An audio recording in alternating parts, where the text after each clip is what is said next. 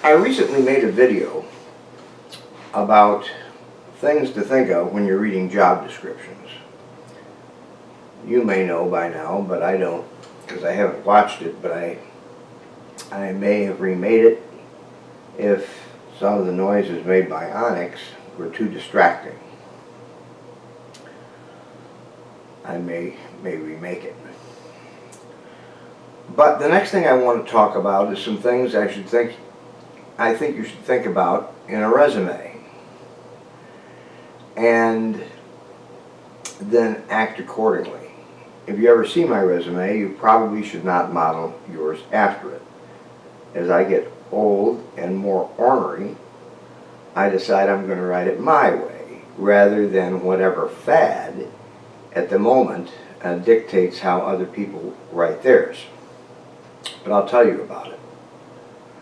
Even if you do decide to follow some fad in resume writing, at least this video will tell you that you're not crazy for wondering who the fuck thought this shit up. Because I think it's crazy, and I'll tell you about it here. But before I do that kind of thing, let me just mention there are rules to writing resumes. You can have someone help you write yours or rewrite yours. And very often something they're going to say is like, oh, you wrote complete sentences here. Resumes shouldn't have complete sentences. Okay. I write my resumes in complete sentences, and I'm going to continue to. So I hear that advice and I ignore it.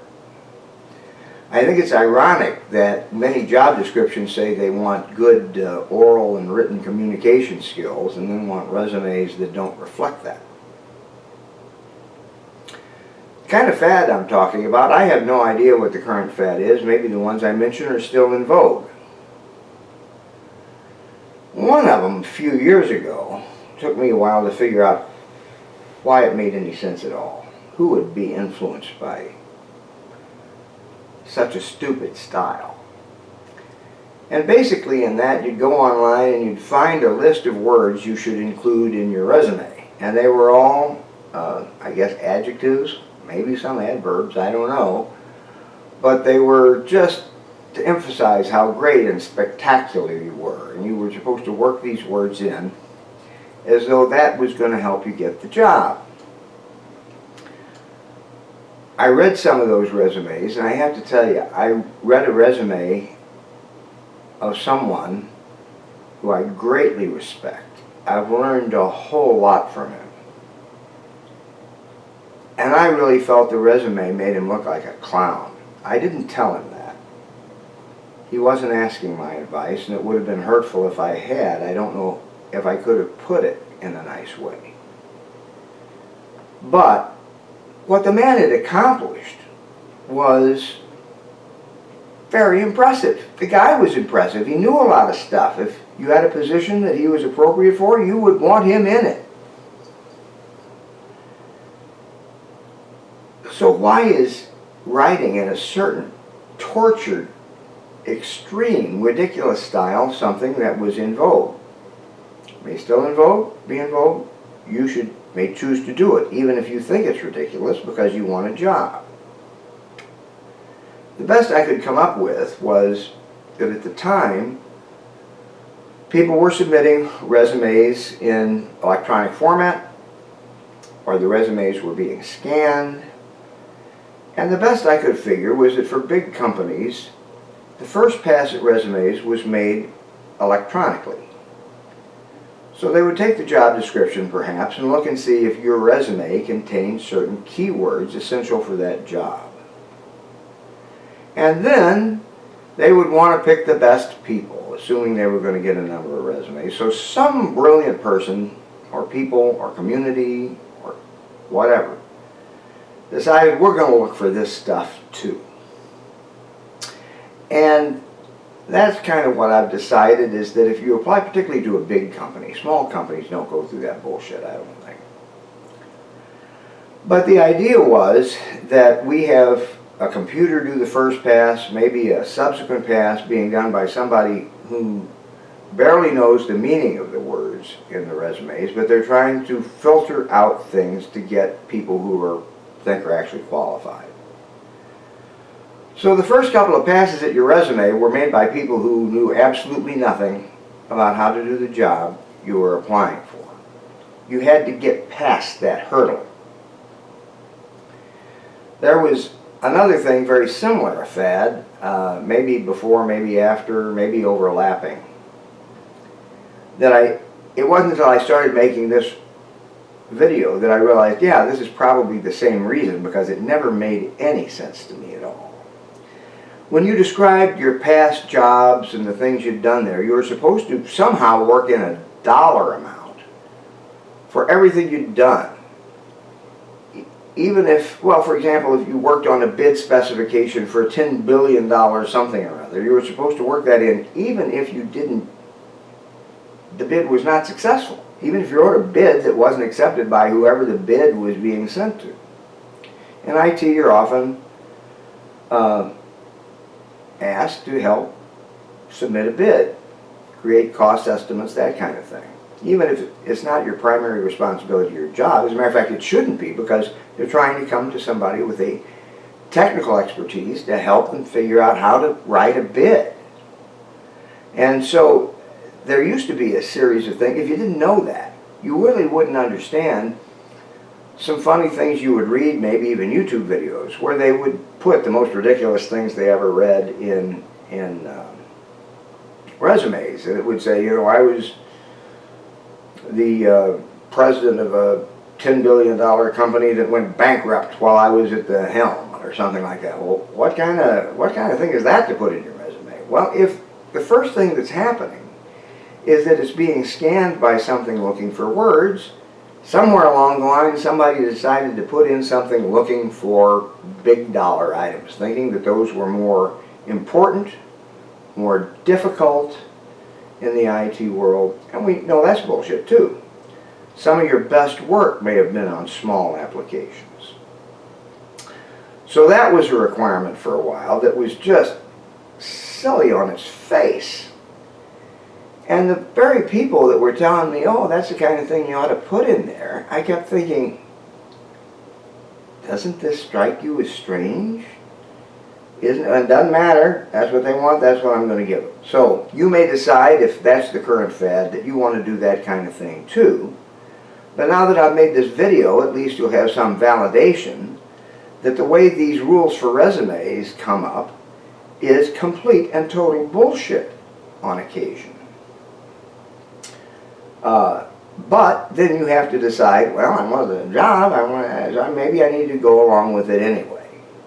And I'll never read your resume probably, and I won't hold it against you if you submit such a resume.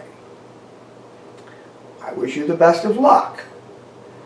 I'm just telling you, I think it's crazy, and I think if you think it's crazy too, go ahead and do it. Hopefully I'm helping you feel a little more sane about it. Your resume is going to be processed electronically or by somebody who may be brilliant in some field, just not yours. Okay, other things about resumes. You know, you should try to make them short, they say. Well, you make a short resume, maybe it doesn't really give the flavor of what you have to offer. My opinion about that is if they're not willing to read it, I'm not willing to work for them. Because they're going to make a lot of decisions, your pay, that kind of thing, based on your application, your resume, your interview, and that kind of thing. And so, basically, I'm saying these rules, and I say rules, fads, whatever, are whatever they are. And how much you play by them may reflect a number of things, including how desperate you are for a job. And I don't hold that against anyone. Now, what other things can we say about a resume? Well, probably you don't want to submit the same version of the resume to each job. I'm not suggesting that you ever lie or hide things. I'm talking about what you emphasize. You know, the most ridiculous example I can think of in a non-IT world is, you know, suppose you have a PhD in ancient Sumerian mythology and you can't find a job, and so in order to support your family you want to pump gas at the station. Just how much do you want to go on about your peer-reviewed papers and your resume? Matter of fact, some of those jobs may not even require a resume. You fill out the application and it asks what they want. That's an extreme, silly example, not in the IT world. But it may be that to some people you're going to be overqualified for the job you are applying for, and there may be many reasons. Maybe there aren't many jobs available that you are qualified for. Maybe the jobs that you're qualified for aren't jobs you're interested in doing. So you need to emphasize, de-emphasize things, not lie, not hide, although in some cases I think omitting things makes a lot of sense. If you ran across a previous job where you made a huge salary and things were spectacular and you're never going to have a job like that again, it might be kind of a threat when people look at it and see you know more than they do. Or you've held positions of greater responsibility than they do. Or that they're somehow just challenged by it. Those things, if you can manage to omit, I think would be fine. Now, I'll say this just tossing because it ran through my mind and not because it's particularly relevant at this point. This whole process is really kind of weird. And part of it is because my approach when I go into a place, whether for a job or consulting or for very brief troubleshooting, I don't want to go in and say, look at me, I'm the smartest guy, I'm going to tell you exactly what you're going to do. Well, first of all, you may be the smartest guy. That's seldom important. It's who knows what and who's actually designated to perform certain roles. I prefer to sit back, let people form their own opinion of what I am rather than tell them. But you can't do that when you're trying to get a job. You have to brag. You have to say things about yourself where you don't feel very humble, where you're very uncomfortable doing that. But this is the time you're going to have to do it. But you have to do it wisely.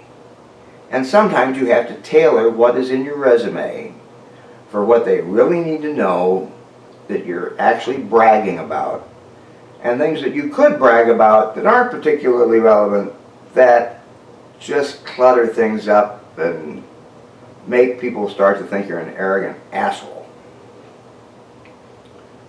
So when you write a resume, actually what you do is you write your resume, a full resume, as much as possible. Get advice and help from people who think are crazy to satisfy the fad of the day.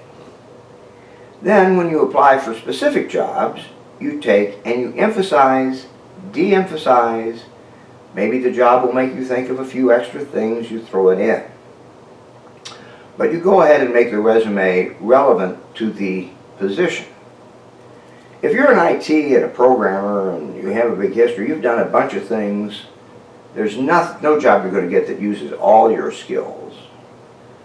A good job would be one where they can immediately make use of things that you can do. You can have a feeling of accomplishment, you can make a good impression on people, and still you'll have the opportunity to learn new things. That's one of the nice things about working in groups, is that, in a team, is that you can learn things from even the person with the least number of technical skills in your group. If you just pay attention, there is certainly something you can learn from them. And if you're not learning something from them, you might kind of wonder, what's wrong with me? How am I handling this wrong? Because everybody can teach you something. So I don't know if there is any summary for what I'm saying here. Go ahead and write in incomplete sentences. Use buzzwords that are appropriate for your profession because people are expecting them. They're not expecting big explanations of them because you're applying to a job description they posted, so to some degree you have to assume they know what they're talking about. For the people who make the first pass at the resume, that is not a correct statement if it's a large organization. But there's going to be some filtering process in many cases, even if it isn't a large organization. Maybe the people who are doing the hiring are busy, so they say, look at these resumes and pick out the best ones, and they give it to someone who really is not technically qualified to do that. Now, I could say resumes and applications. Things in an application that are going to have work history and things like that. Applications are really pretty much a subset of what your resume is, and more computer programs and application sites will go ahead and suck the information out of your resume and fill it in. One more thing, and here I'd really like some feedback. As a matter of fact, I kind of like feedback on all of this to see if it comports with your experience, whether you think I'm way off base. I can only talk about things that have been my experience, and I think I've not had an infinite number of situations giving rise to the opinions I express. I've had a few. What about the cover letter? Back in the snail mail days, it was kind of rude to send a resume without a cover letter. Even if it just said, here's my resume, I want the job. There was a point to it if you could do something special in the cover letter that might distinguish you from others in a paragraph. Now you submit it electronically. Very often it's going to be processed. Does a cover letter even make any sense? I'll tell you this, and my example here may not make any sense. More and more I go to the store and you buy something, they say, do you want a receipt? A lot of times I say, no, I just bought some trivial thing, I'm not going to bring it back. Because you take the receipt, you wad it up, put it in your pocket, then you get home, empty your pockets. Later on, you unfold the receipt and figure out what it was for and say, oh yeah, throw it away. I mean, it's just annoying. Other things where this extra thing, maybe a cover letter, is actually annoying to the person who reads it. And I'm not sure that it is, but I think it is. Do you have people call and leave messages on your phone to say, oh yeah, Joe, call me back? Well, I have a bunch of people where we don't bother with that. If I see they called me, I call them back. I don't have to listen to the message to have them tell me to call them back. As we go through life, the rules change, and the electronics things affect this a lot. I do not submit cover letters when I submit an application electronically. I don't think anybody cares. Your mileage may vary, and I would be interested in hearing about it. As I say, my goal here is more to raise issues than to necessarily give definitive answers. And so, saying I'm completely wrong or whatever, I don't expect too much of that. I may get it anyway. I may deserve it. In any event, comment as you see fit, and I'll be making another few videos here. One will be on contractor positions versus direct hire, and then the interview process, which I break into two parts: the technical interview and then the personal interview, where people actually meet you. And in my terminology, I'll keep repeating this, I call that the three-head interview. And what it is you've made it that far, you've made it past the technical interview. Now people have to meet you to discover things about you that they don't even know to ask, perhaps. They may discover you have three heads. That's a metaphor. It's a joke. But it means that when they meet you, they may discover things about your personality, the way you interact with others, certain things that are not evident on paper. So there will be a separate video